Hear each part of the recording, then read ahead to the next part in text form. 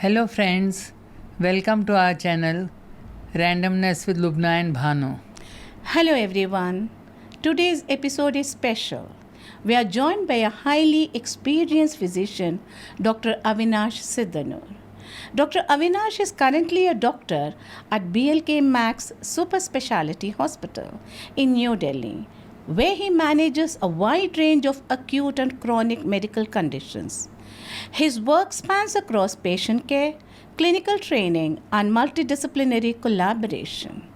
He has completed his MD in internal medicine from PGI-MER and Dr. Ram Manohar Lohia Hospital and has been actively involved in teaching, mentoring medical trainees for over a decade.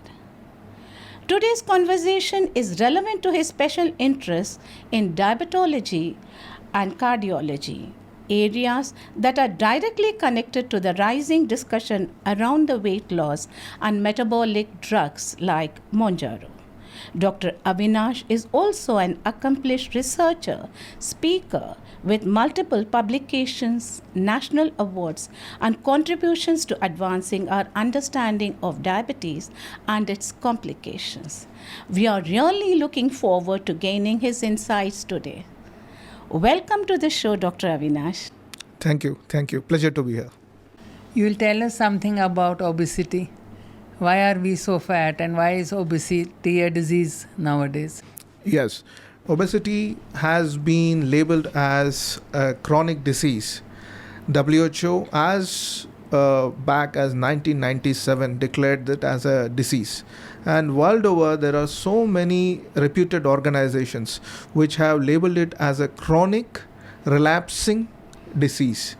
Okay. So the problem is not just it is one time, it keeps relapsing, you lose weight, again you regain, this cycle keeps going. Yeah, true. Problem is not just of the obesity, also the host of conditions which accompanies obesity. Around 230 to 250 different health conditions are associated with obesity. My God. So because of the current lifestyle and several genetic and epigenetic factors, the incidence of obesity has risen tremendously throughout the world and in India in a very exponential manner. So, when I met you, तो मैं उस वक़्त 106 kgs की थी. So you suggested this GLP-1 drug. What is that? So the GLP-1 medicines, analogs, which are currently in the market, they have a history. Initially, if someone was obese by about, say, 3 to 5 kilos, maybe 6 kilos, we advise them diet, exercise. And if somebody was very obese, say the BMI, that is the height and the weight, they have to be in correlation. So if the BMI was too high, we advise them surgeries. So what happens to people who are in between? Sure. They don't qualify for surgery. They were not even able to lose weight because of their obesity, which was above the regular range. Yeah. And they were not qualifying for the surgery. So such people are the main beneficiaries of such treatments, that is called GLP-1 analogs. So as back as almost 15 years back, we had medications to begin with, mainly for diabetes. As a side effect, it showed that people lost weight because of that. So it started, the first GLP-1 was called liraglutide, which had to be taken every day. But the maximum weight loss which was observed was around 6 to 8%, not more than that. Okay. So there was advancement in science. Then we had a GLP-1 analog, which was called semaglutide, which was much powerful than the liraglutide. So it was the first drug which broke the barrier of 15% weight loss. So people lost up to 15% of weight loss. This was world over, became famous as Ozempic. Okay. This was a diabetes medicine, Prior to the Mounjaro. Mounjaro. Okay. So then came further refinement and further strengthening of this, the journey, and they found what is called currently Mounjaro, which is the chemical name is Tirzepatide, Okay. which is a combination of GLP-1 analog and a GIP. So it acts on two hormones. They are in the gut. So this is the brief history of the GLP and GIP. The currently what we have in the market is Tirzepatide, Mounjaro, which is supposed to bring down a weight loss about 20%. That's amazing. That's that's shown in all clinical trials, and most people do lose at least 15 to 20% of their weight loss. Okay, that's why you suggested Mounjaro to me. Yes.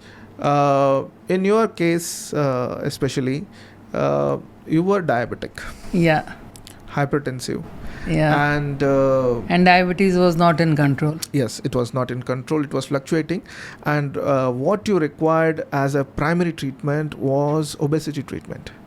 If you bring down the weight, even we say diabetes remission. What is remission is patient to maintain their diabetes just by diet and exercise. Uh-huh. That can be achieved if somebody loses 15% body weight. Oh, They say somebody is 100, he becomes 85. Almost most of the patients become remission. They get into a stage of remission in diabetes. okay. That means they are only on the lifestyle modifications. Okay. So in your case, you were having multiple diabetes medicines. As far as I remember, I think you were on five different medicines. salts. Yeah, 5 different for salts. diabetes. Yeah. So you were a perfect candidate. Your BMI was way about 35. It was 36 point 36. something. Yeah. Yes. So you are a perfect candidate. Means when I say you, it is patients who are diabetic, hypertensive, overweight, obesity, and unable to lose weight despite having a good, strict diet and exercise regime, strict lifestyle. They are still not able to lose weight. They are the best candidate to have this drug. You started me on 2.5 and I did not lose any weight on that. And there were no side effects also. So 2.5 is the starting dose. The GLP and GIP analogs like Ozempic and Mounjaro, especially Mounjaro in your case, they actually act in 2-3 different places. One of them is gut, where the hormone which is responsible for your satiety when you eat food has gone down. Yeah. So we give it artificially so that your satiety center in the brain is, you feel satisfied while eating less. Second, it acts on the craving center in brain. It's called hypothalamus. Okay. So it brings down the craving. People have something called hedonic eating, pleasure eating. Yes. It's Stress eating. Stress eating, of course. Stress eating, hedonic eating, all of them, they fall in the category of eating without actual necessity. That is true. So these are the centers which get they get a signal as to not to eat excess, and the patient feels satiated just by eating bare minimum what is required. Then I went on 5 mg. Yeah. So once these medicines, we start with a 2.5, check whether your body is adjusting. Then the actual medication starts, which is 5 milligrams onwards. That is the recommended dose for weight loss. So 5 milligrams onwards per week. It is taken as an injection, very well. Yeah. So the people start losing weight from 5 milligram onwards. Yeah, So I started losing weight from 5 milligram. And as and when, after every 4 weeks, if the patient is tolerating the drug medication we escalate it by units, every 2.5 milligram units. Yeah, then 7.5, 7.5, 10, then 10. We then can go up to 12.5. I am on 12.5 now. 12.5. We can go up to 15 because you're tolerating well. No, but there are people have many side effects. Yes. But because of your managing it, I didn't get any side effects. Not many except constipation. So the most common side effects are gastrointestinal side effects. Yeah. So many people experience loose stools. Many experience nausea, feeling of fullness, feeling of that, something, you eat in the morning, till the night you feel the same food is Heavy. still. They have burps also. Yes, that's because when we eat the food, generally it stays in the stomach for about 3 to 4 hours. 4 hours if it is a very fatty meal and all. Otherwise, it should transit below to the intestine and then it pass further. One of the mechanisms of this drug is to slow down the transit time. So food is in the stomach for a very longer time. So that's why you felt a bit of sense of fullness. Maybe sometimes you feel a reflux also. No, but usually people have lots more side effects, no? Yes. They don't. Can you elaborate on side effects? Yeah, the most commonly it is gastrointestinal, feeling of nausea, unable to eat. Some people do have vomitings, loose motions. If they don't adequately hydrate themselves, that's it will affect. They will be severely dehydrated. They are the usual side effects. Apart from that, there are rare side effects. They are all anecdotal. They are not very common. Some can have a problem with the pancreatitis. Okay. Some can have a problem if they have a family history of thyroid cancer. That is, it was mainly seen in rats during the experimental phase, but not seen generally in any treating patients much. And other side effect which is very rare is affecting the eyes. Oh. So some people develop a type of retina problem. So they are all very rare, and it can be seen even in an obese individual, irrespective of whether patient has taken the medicine or not. So the current research has made it very clear that they are not very significant. Even if they are there, it is very rare. What about mood swings and depression and all? Yeah, there is a lot of talk about that. The research which was done later, they found it is because whenever you lose weight, the hypoglycemia is there. You have sense of irritability, sense of mood swings, and worsening of suicidal thoughts is seen. It is irrespective of whether the drug is used or not. Even if you lose naturally, it is going to be there. Okay. And how much weight can one person lose on this? It depends on person to person. Yes, there is little bit of inherent GLP-1 resistance in some people. Let me give an example how body works.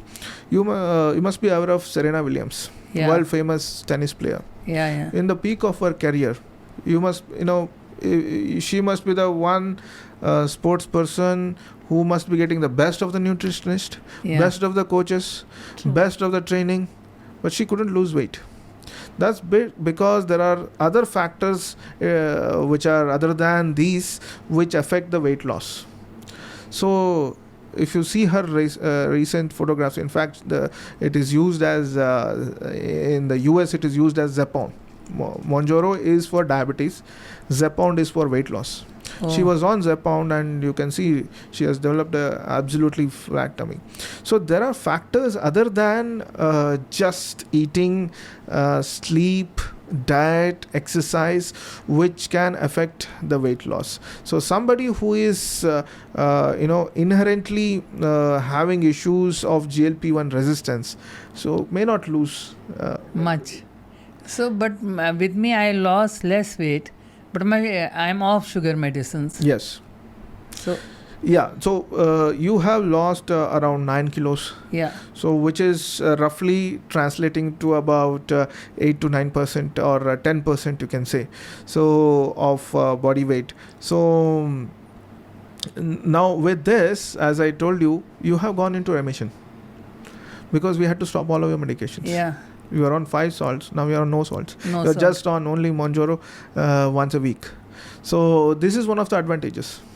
Secondly, the rule of obesity is, even you may not reach your target, Yeah. but even if you lost some weight, you continue your lifestyle, it is going to protect you from all the problems associated with obesity. Yeah, because my BP is also normal.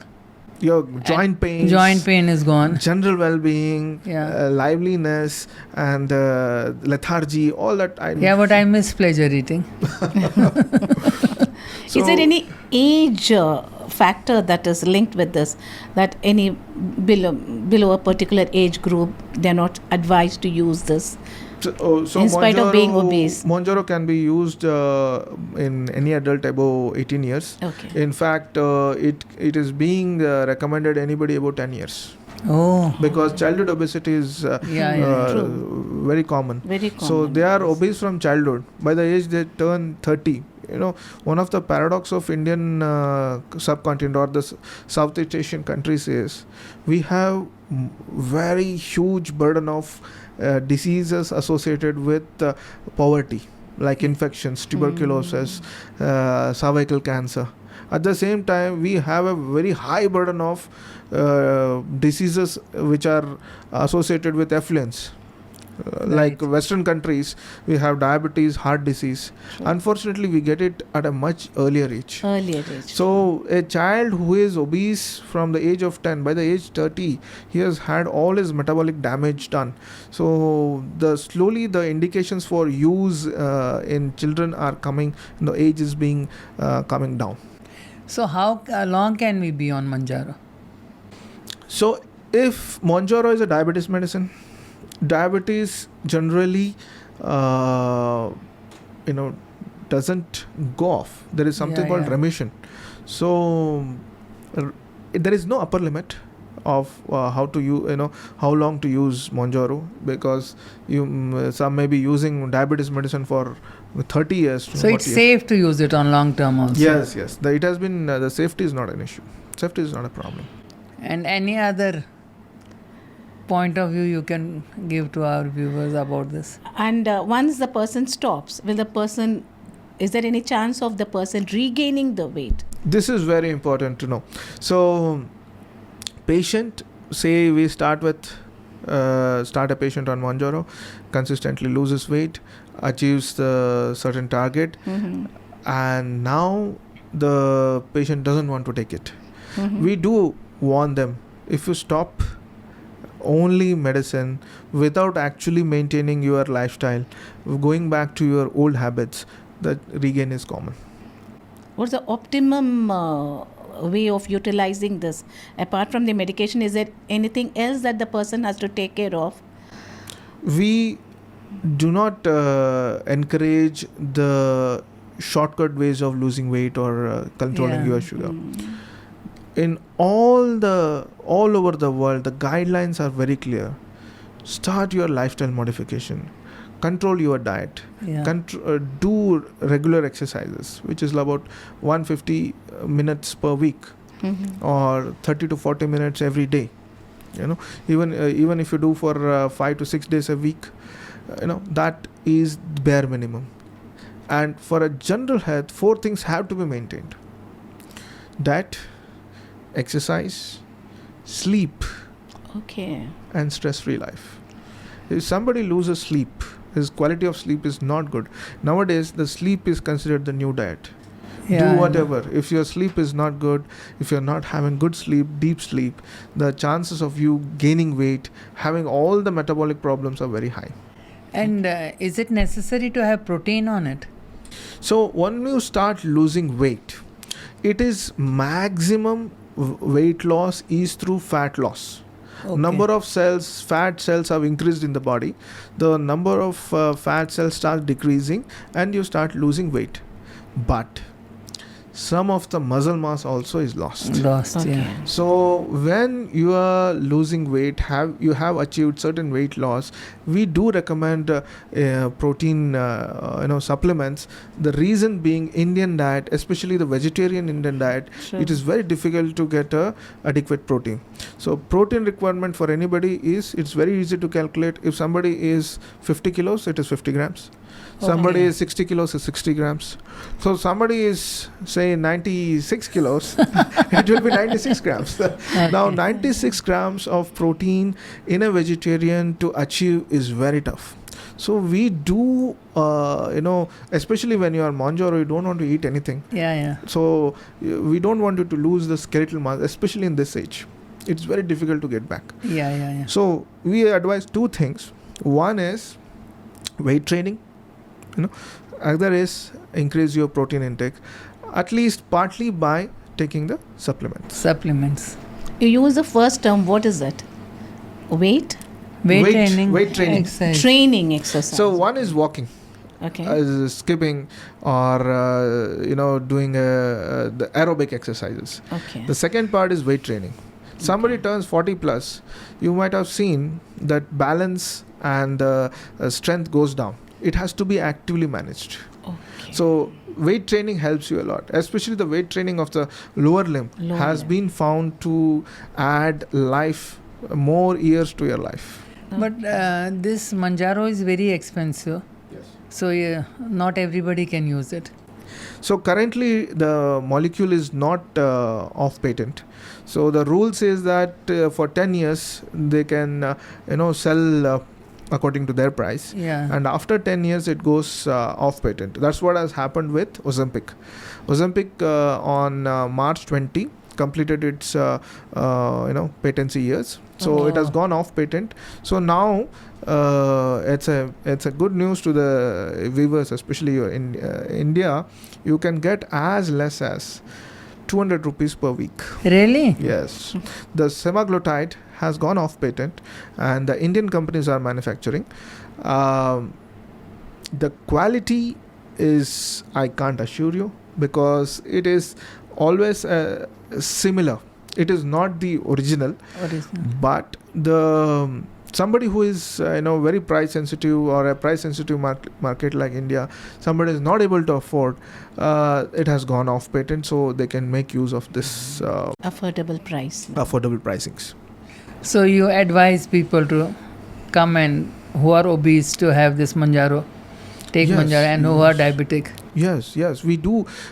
Even if you see any of the diabetes guidelines world over, American, Indian, the first line of drug. Earlier, the rule was use medicine, control your diabetes. That will save you from heart attack, stroke, or heart failure, kidney disease, and all those things. But past 5 to 7 years, the approach has changed. If somebody has a high chance of getting a heart disease or a stroke, use GLP-1 analogs. Oh, that As is a good first for step. heart also. Yes, it's very good for heart. It's for very good for kidneys. So start using this in the very beginning. And if somebody is, there is one more medication called SGLT2 inhibitors. If somebody is prone for heart failure, somebody is having a kidney issues, start using this in the very beginning. Yeah. So now it is a hierarchy and of medications. We do want people who are obese and they have, like a country like India, I told you all the heart disease, they come almost almost 2 90. decades earlier than the Western population. So we want them to be on these GLP-1 drugs, analogs, which do have found benefit in preventing atherosclerotic disorders, that is the clots which we say in a common parlance. So they are the first line of drugs, especially in somebody who is obese. Okay. So if you sum up, what will you say? Anything, last words? So obesity is a root cause of so many diseases, 230 to 250 odd diseases. It's not just heart disease, stroke. It's joint pain, back pain, cancers are associated with obesity, the problem of sleep apnea. People have disorders of sleep apnea. Indians have a very huge prevalence of sleep apnea. All that can be prevented if we reduce the weight. Now, I am not advocating these medicines to everyone as a shortcut. It should not be done. Always it is diet first, exercise, lifestyle modifications. Try most of your approved methods and add it to this. Use it as an add-on. People depend on it as a primary drug. That should not be done. Recently, we had reports saying that they're called Mounjaro brides. Just before their weddings, they want to lose some kilos. They started taking these medicines. So without doctor's advice. Yes, Government of India has made it mandatory. It is not every doctor. It is endocrinologist or an internal medicine. Only 2 doctors. It's not even surgeon. Not plastic surgeon, no this one, nutritionists. Nowadays, these dietitians are prescribing. Gym instructors are prescribing. So it is a misuse. Judiciously used, under supervision, they are wonderful drugs, safe drugs, and it should be used judiciously whenever required. Thank you so much, Dr. Avinash, for being with us. And we are very happy that our viewers also could listen to your advice on Mounjaro and weight loss. Thank you. And thanks from my side also. Thank you, and pleasure is mine. Thank you. Okay. And please like, share and subscribe. And all of you stay healthy, eat healthy and exercise. Thank you. Thank you.